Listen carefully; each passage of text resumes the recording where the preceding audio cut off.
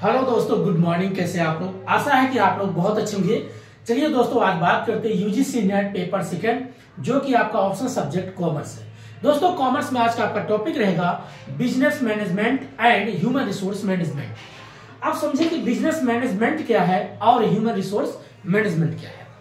Business management means होता है जो भी आपके पास लीडरशिप क्वालिटी है, मोटिवेशन है, formal relation, informal relation, delegation, decentralisation, centralisation, appraisal, 360 degree concept, recruitment and Taylor महोदय हेनरी फ्योल कॉन्सेप्ट, ये सभी मिला के आपका बनता है बिजनेस मैनेजमेंट।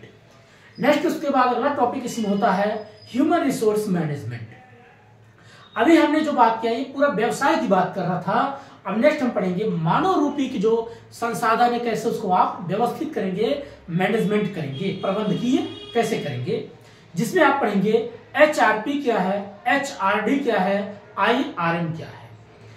दोस्तों, एचआरपी मीन्स होता है ह्यूमन रिसोर्स, जो आपका कैसे प्लानिंग करेंगे, जिसको बोलते हैं human resource planning. Planning means जैसे अगर आप किसी कंपनी में वैकेंसी निकलती है तो वहां उसको बोलते हैं रिक्रूटमेंट।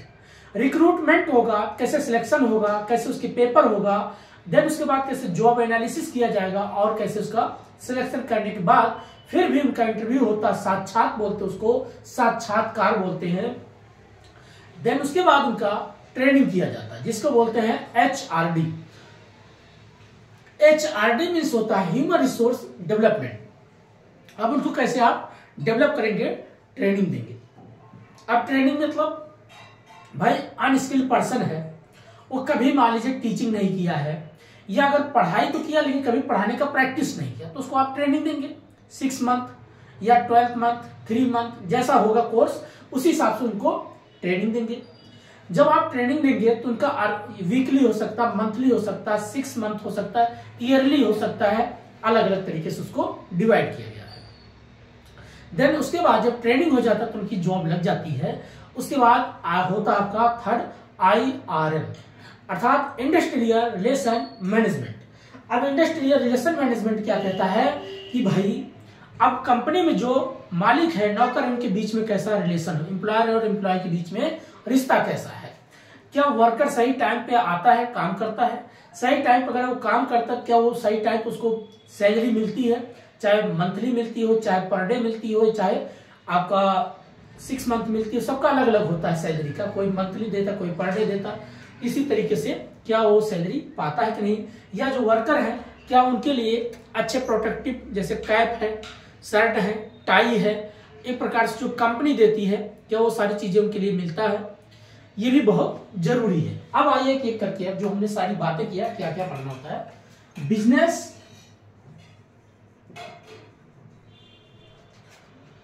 मैनेजमेंट,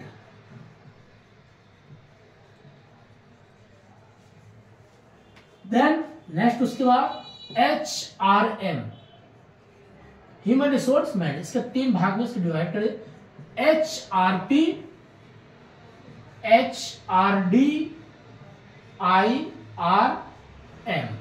ठीक है। अब पहले समझते हैं पहले बिजनेस मैनेजमेंट। इसमें हमें क्या पढ़ना है, इसके पहले कॉन्सेप्ट को समझेंगे, कॉन्सेप्ट। देन उसके बाद इसमें पढ़ेंगे फॉर्मल रिलेशन क्या है, फॉर्मल रिलेशन क्या है। नेक्स्ट उसके बाद इनफॉर्मल रिलेशन क्या है, इनफॉर्मल रिलेशन क्या है। नेक्स्ट उसके बाद डेलीगेशन क्या है, डेलीगेशन क्या है। नेक्स्ट उसके बाद मोटिवेशन क्या है, मोटिवेशन क्या है। लीडरशिप क्वालिटी क्या है, लीडरशिप क्या है। देन उसके बाद डिसेंट्रलाइजेशन क्या है, डिसेंट्रलाइजेशन क्या है, एंड सेंट्रलाइजेशन क्या है, सेंट्रलाइजेशन क्या है। एंड नाउ सेकेंड, उसके बाद अगला अप्रेजल क्या है, अप्रेजल क्या है, और 360 डिग्री कॉन्सेप्ट क्या है। तो दोस्तों यही सब है मिला करके आपका, और दो और पढ़ेंगे जिसमें कुछ एक होते हैं हेनरी फ्योल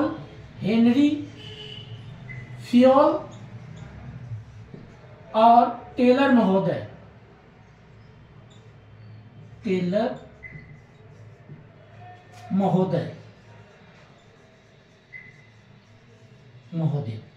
इनका ये हमेशा एडमिनिस्ट्रेटिव की बात करते हैं,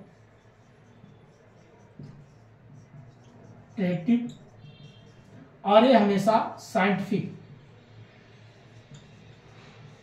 बात करते हैं। इनके पास 14 सूत्री कॉन्सेप्ट है। बस इतना मिलाकर आपका ये बिजनेस मैनेजमेंट का पूरा एक मैंने हेडिंग जो है टॉपिक बताया। अब आइए पहले एक करके समझते हैं।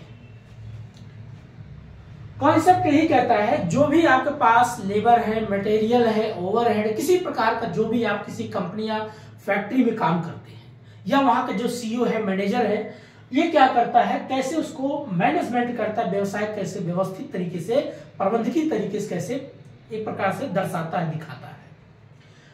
अब उसमें जो आप टॉपिक पढ़ेंगे क्या क्या, formal relation, informal relation, delegation, motivation, leadership quality, decentralisation, centralisation, appraisal, 360 degree, और हेनरी फ्योल कॉन्सेप्ट, टेलर महोदय कॉन्सेप्ट।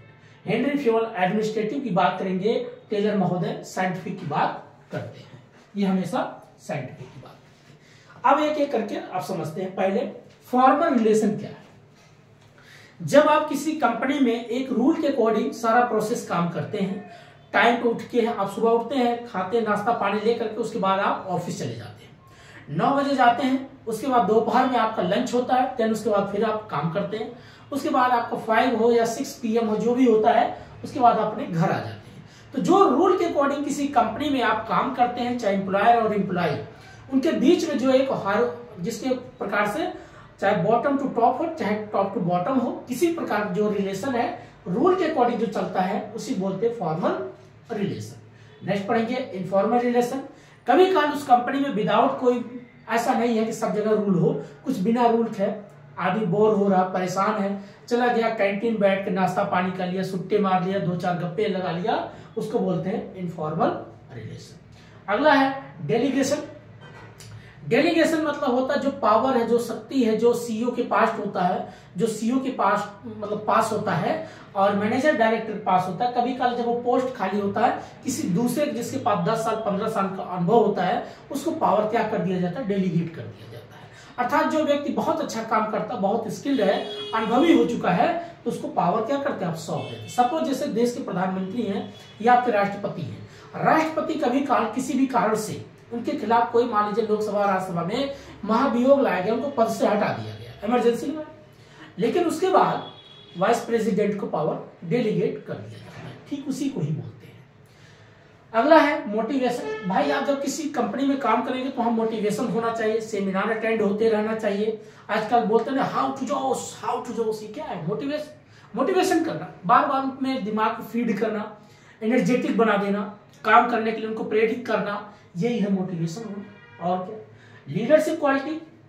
भाई लीडरशिप वही है जो काम करके दिखाएगा। कोई व्यक्ति कुछ नहीं जानता, उसको आप काम बताएंगे, उसको ऐसा ऐसा ट्रेंड करेंगे, देखिए पहले ऐसा करो, फिर ये फाइल ऐसा भरो, फिर ऐसे आप मान लीजिए एक्सेल पे आप मान लीजिए रो कॉलम बनाते हो, ये जो है आपका रो कॉलम बनाया तो इसमें एक फार्मूला लगाओ। जब आप समझाते हैं, लोगों को गाइड करते हैं, उसी को बोलते हैं ना लीडरशिप क्वालिटी।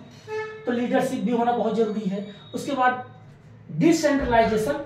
डिसेंट्रलाइजेशन क्या होता है, जब सभी कर्मचारी कंपनी, जो भी मान लीजिए सीईओ साहब हैं, केंद्र में बैठे हैं, सभी कर्मचारी, चाहे लेबर हो, चाहे स्किल्ड पर्सन, चाहे अनस्किल्ड पर्सन, सब लोग जाकर के बोलते भाई मेरी सैलरी बढ़ाओ, या मैं काम करता हूं कि पुरानी कंप्यूटर हो चुका है, इसको नया अपडेट करो, सॉफ्टवेयर अपडेट करवाओ, प्लस यहाँ बिजली ठीक नहीं है, इसकी भी व्यवस्था अच्छे से करो।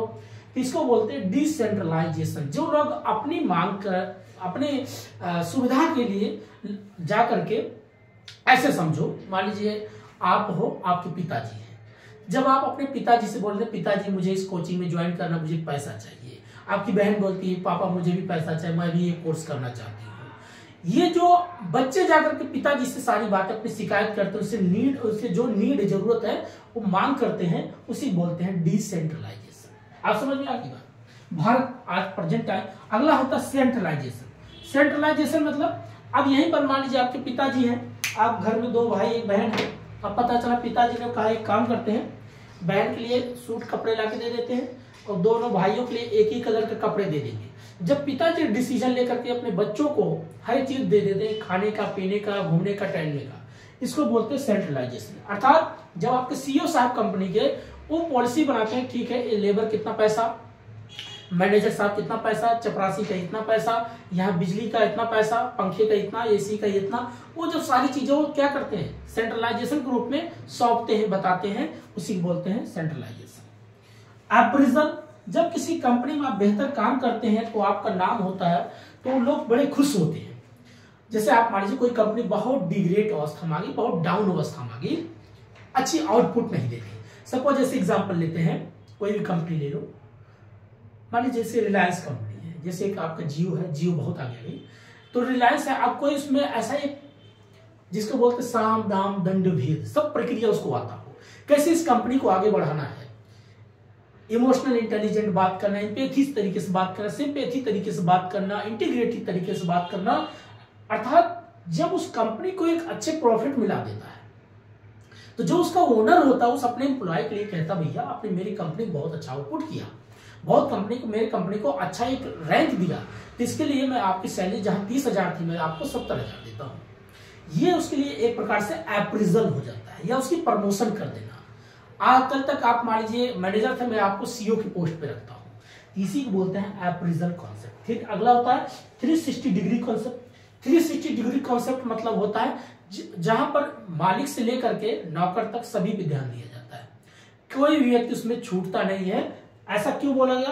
क्योंकि एक वृत्त का, एक सर्कल का 360 डिग्री कोण होता है, और 360 होगा तो पूरे का होगा, इसीलिए किसी भी कंपनी 360 मतलब सभी चीज पे ध्यान देना, material, labour, overhead, planning, worker, unskilled person, skilled person, सब पे ध्यान देने के प्रोसेस की बोलते हैं 360 डिग्री कॉन्सेप्ट। तो ये दोस्तों में एक समरी तरीके से सारी पॉइंट बात है। अगला बात करते हैं हेनरी फ्योल, ये क्या कहते हैं? हेनरी फ्योल 14 सूत्री कॉन्सेप्ट लेके आते हैं, जिसमें ऑब्जेक्टिव क्या है, बजट क्या है, प्लानिंग क्या है, डिसीजन क्या है, डेलीगेशन क्या है, ये सारी पॉइंट कौन करते हैं? एडमिनिस्ट्रेटिव ग्रुप में हेनरी फ्योल। ये कहते हैं किसी भी कंपनी को अगर बेहतर आगे बढ़ाना तो प्रशासनिक तरीके से होना चाहिए, रूल के अकॉर्डिंग चलना चाहिए। जैसे एक चपरासी है तो भी रूल पे अपना हो, टाइम पे बेल बजाए, एक सीईओ साहब है तो टाइम पे आए, सारा फाइल को चेक करे, काम यहाँ तक हुआ कि नहीं हुआ। इंटरनेशनल अगर आपका बिजनेस है तो उसको चेक करो, आपका कॉल आया कि नहीं है, वो भी अपनी जिम्मेदारी को निभाए, और जितना कॉन्सेप्ट है उसको पूरा करे, प्रशासनिक रूप में होना चाहिए, तो उसको बोलते हैं हेनरी फ्योल का कॉन्सेप्ट। टेलर महोदय कहते हैं कि देखिए अगले हैं, भैया अगर किसी कंपनी को आगे बढ़ाना है तो आप क्या करो, सबको टारगेट बेस पे काम दो। जैसे आज के प्रेजेंट टाइम में चलता है टारगेट बेस, कि अगर आप दिन भर में मान लीजिए कोई जोमेटो वाला, स्विगी वाला, अलग अलग लोग होता है, लोगों को टारगेट दिया जाता है, जूते चप्पल बेचने का टारगेट दिया जाता है, कपड़े बेचने का टारगेट, अगर आप दिन भर में 100 जूते बेचेंगे तो आपको उसमें से 25 रुपया मिल जाएगा एक्स्ट्रा। ये क्या है? Target base. ये कहते हैं टेलर महोदय कि अगर किसी कंपनी में कोई व्यक्ति काम करता है तो उसको ये दे दो, भाई साहब आवाज बड़ा डिस्टर्ब कर दिया। तो टेलर महोदय कहते हैं कि अगर मान लीजिए पेन की कंपनी है, कोई कंपनी मान लीजिए पेन बनाती है, फैक्ट्री बनाती है, तो बोलेंगे वर्कर से अगर आप एक पेन बनाओगे तो आपको 30 पैसा देंगे, और तो उससे क्या होगा, वर्कर सोचेगा क्यों ना मैं एक दिन में 1000 पेन बनाऊं या 2000 पेन बनाऊं, तो उस पर वो टारगेट करते हैं, जिससे क्या फायदा होगा, वर्कर का भी फायदा होगा, मालिक का भी फायदा होगा। ये कॉन्सेप्ट आपको पूरा मिला करके हमने जो बात किया, ये था आपका बिजनेस मैनेजमेंट। अब बात करते हैं human resource management. Human resource management में 3 बेसिक कॉन्सेप्ट है, मानव को कैसे उसको रिलेशन को मैनेजमेंट करना है। तो पहला HRP अर्थात ह्यूमन रिसोर्स प्लानिंग, जो भी मानव कैसे आप उसको प्लान बनाएंगे, उसको कैसे डेलीगेट करेंगे।